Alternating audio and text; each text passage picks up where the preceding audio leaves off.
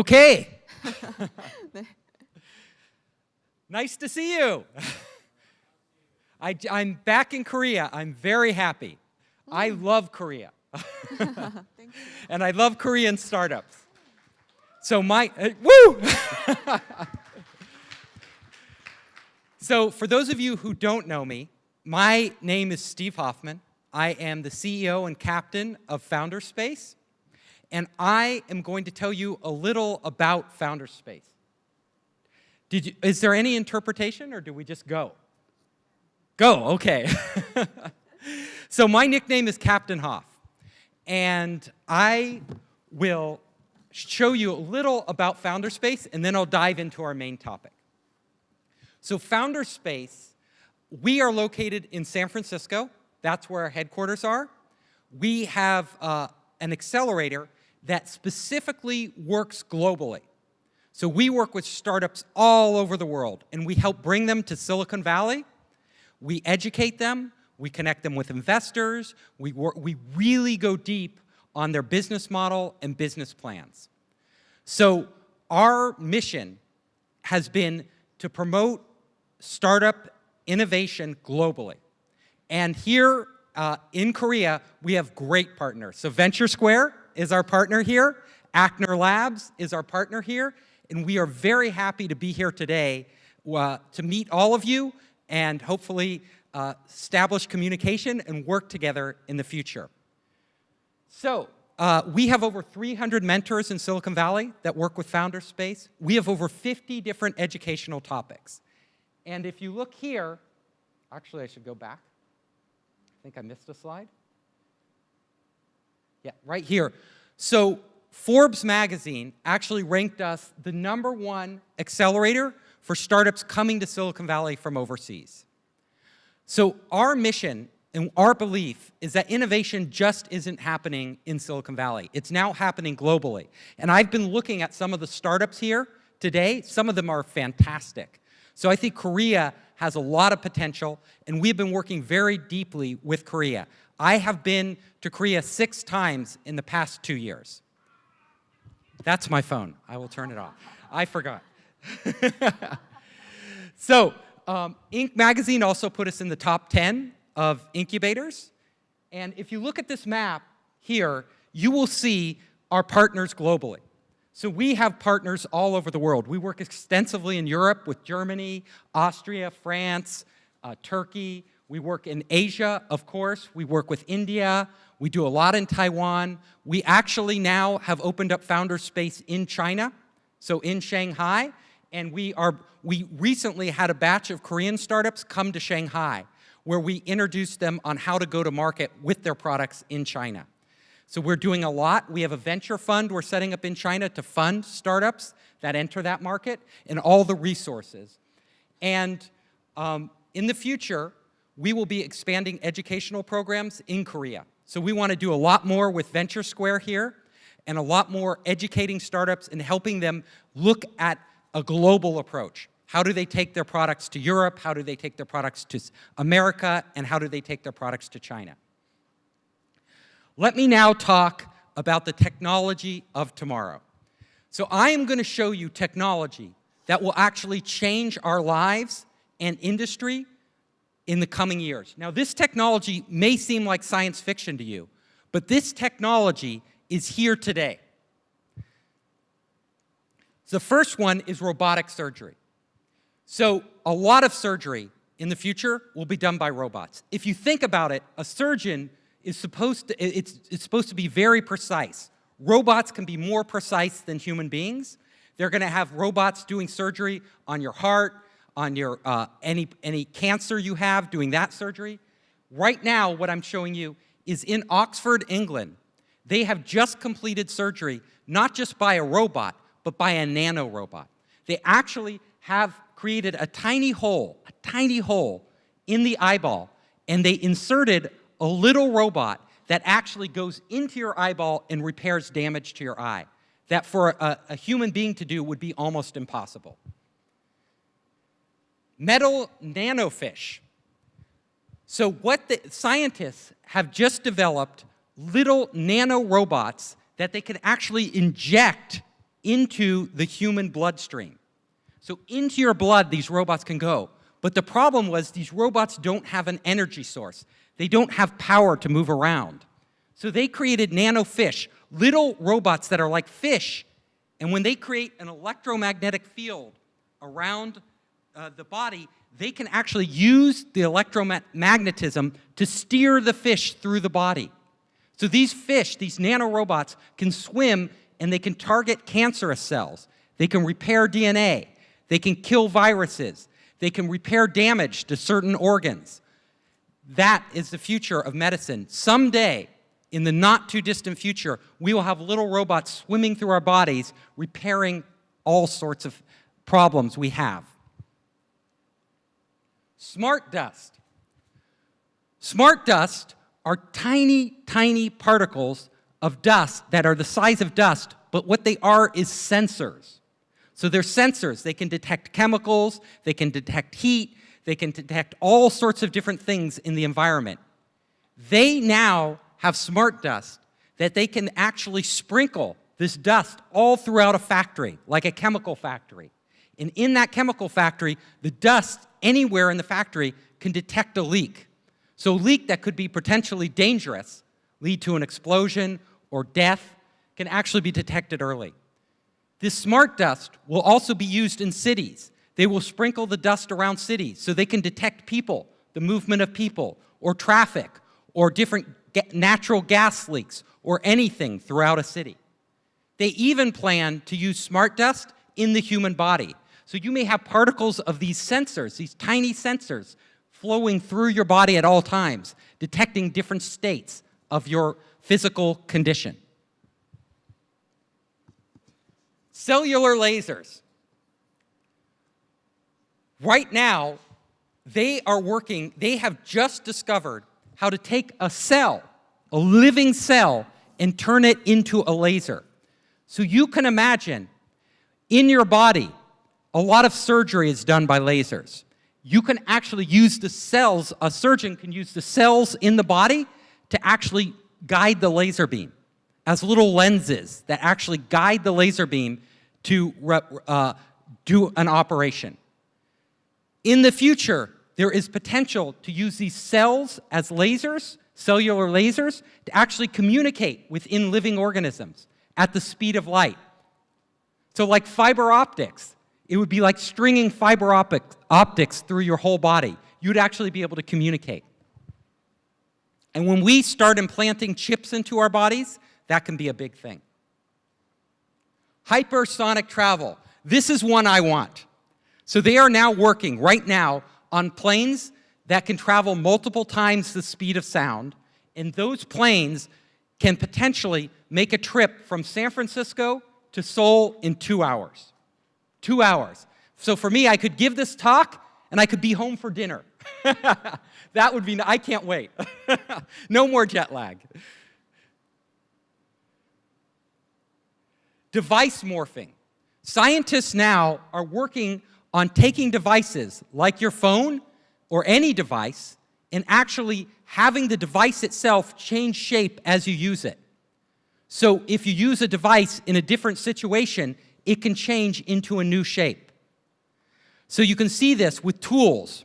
You could have tools that actually, normally you need a lot of tools, right?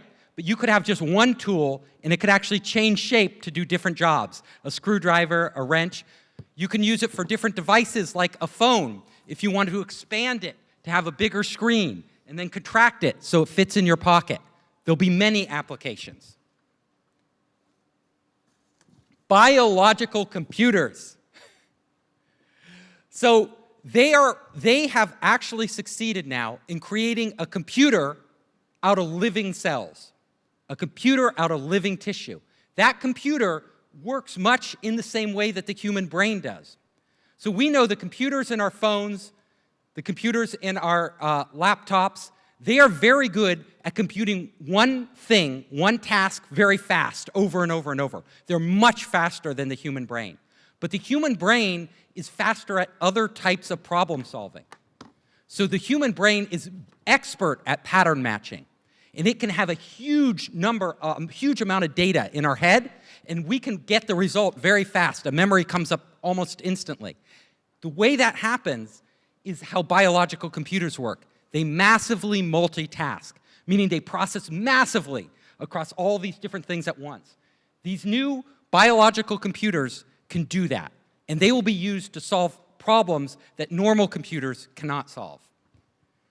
But you can imagine in the future, we can create computers out of tissue in our own bodies. So we could have our brain, and then we could have another tissue in our body becoming a second brain. We could put these computers in animals. We could put these computers in other living organisms. It will change how we think of intelligence. Bionics. So they have just done an experiment that was successful, where there was someone who lost his hand in the war. He lost his hand. And when you lose your hand, it is very difficult, because even though your hand isn't there, you still feel, your brain still thinks your hand is there. It believes and so you can feel pain even though your hand doesn't exist, because your brain feels pain. It remembers pain. So this person, this veteran, was suffering.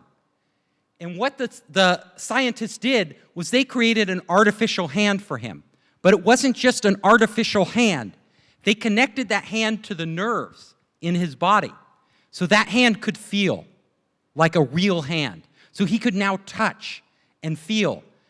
That actually caused the pain in his hand, the phantom pain that wasn't real, to go away, because now his hand was real again. That happened. That exists right now.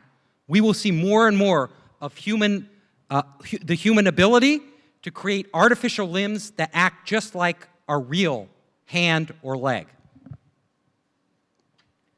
EQ radio detects emotions. So they now have invented a brain-sensing device that not only can actually detect how you feel.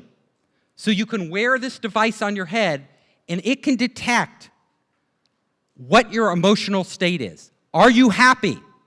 Are you sad? Are you upset and angry? Imagine the applications for this.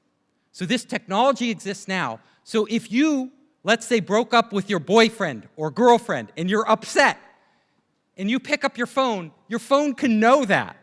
And your phone can say, "I'm so sorry that you're upset today. You know, I just ordered you a nice meal." Or, "I am going to make a date for you," so you can forget about your other boyfriend or girlfriend.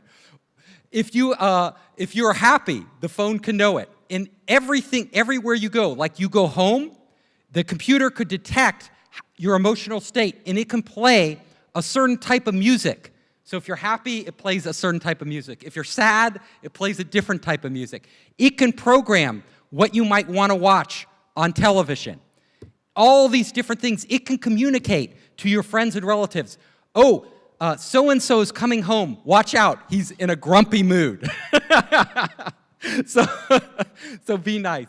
But as we develop robots, seriously, as we develop robots, and robots will be moving into our homes, into our workplace, into our factories, those robots will need to know how we feel.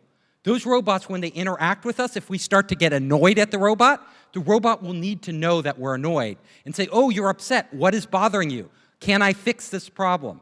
That is where this type of sensing of emotions will be most critical. Brain chips. So right now, scientists have developed chips, microprocessors, that they have put in the brains of monkeys.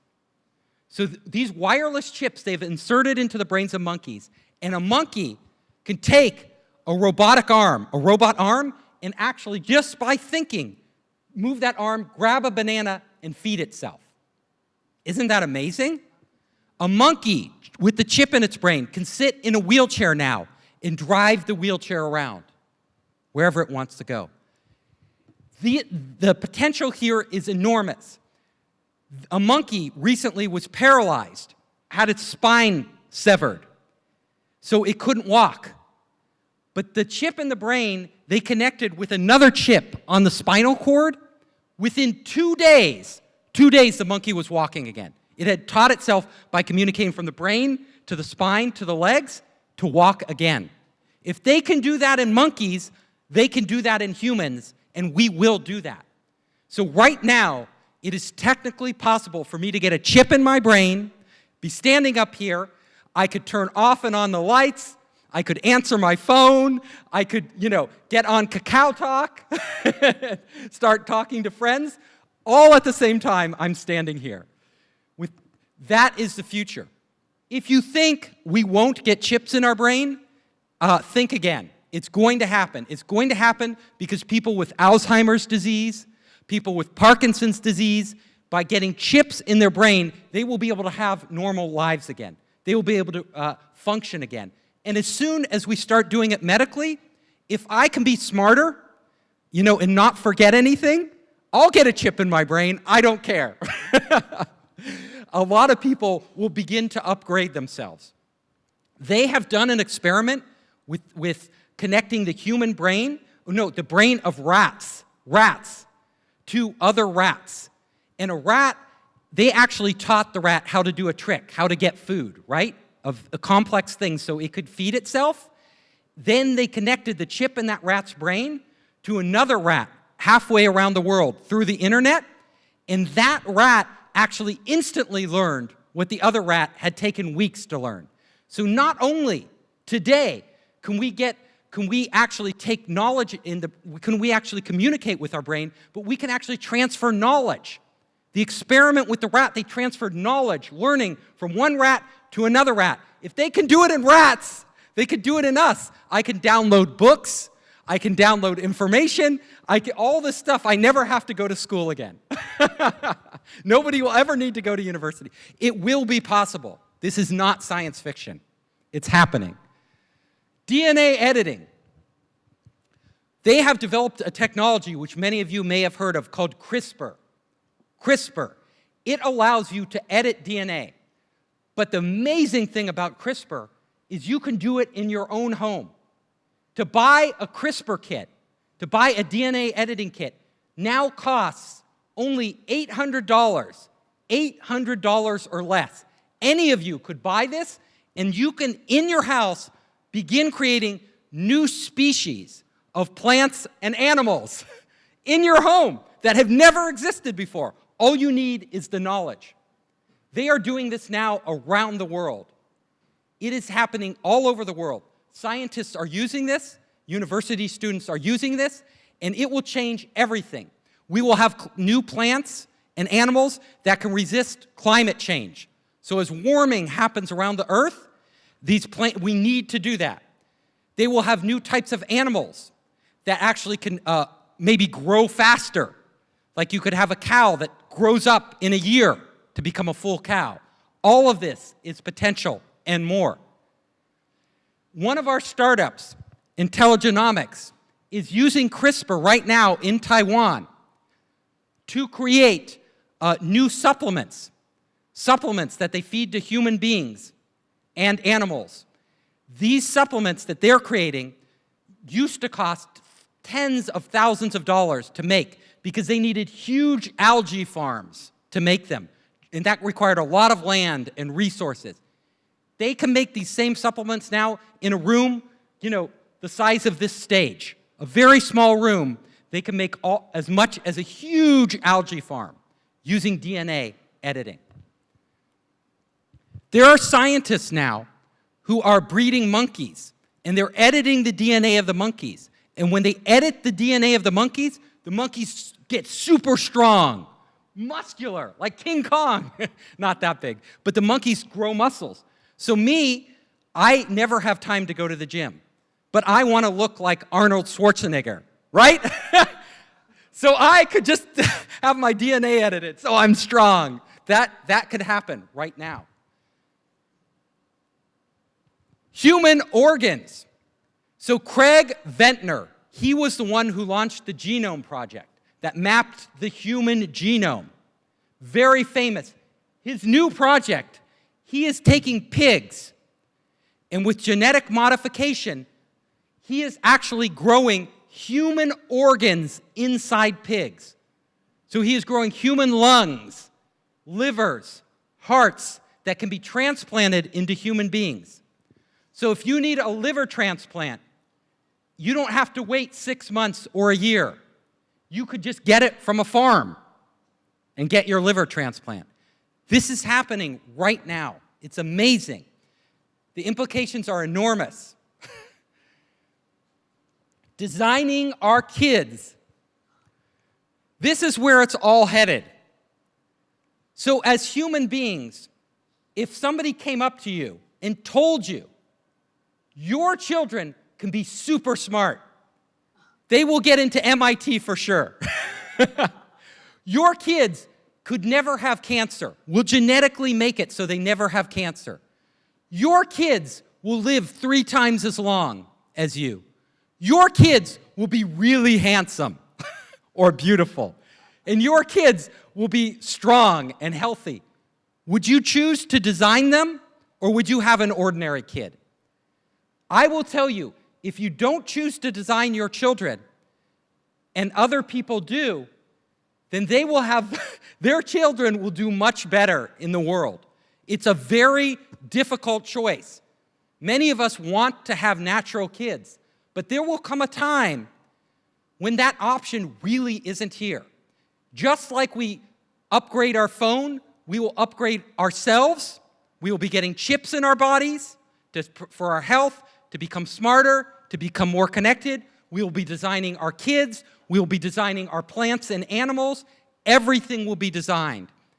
As human beings, we face, in the coming decades, an ethical choice. We are becoming like gods because we are able to take evolution now, into our own hands and guide us into the future. We will no longer be the human species that we have been for hundreds of thousands of years. We will become a new species. It is inevitable that this will happen, and I will tell you why.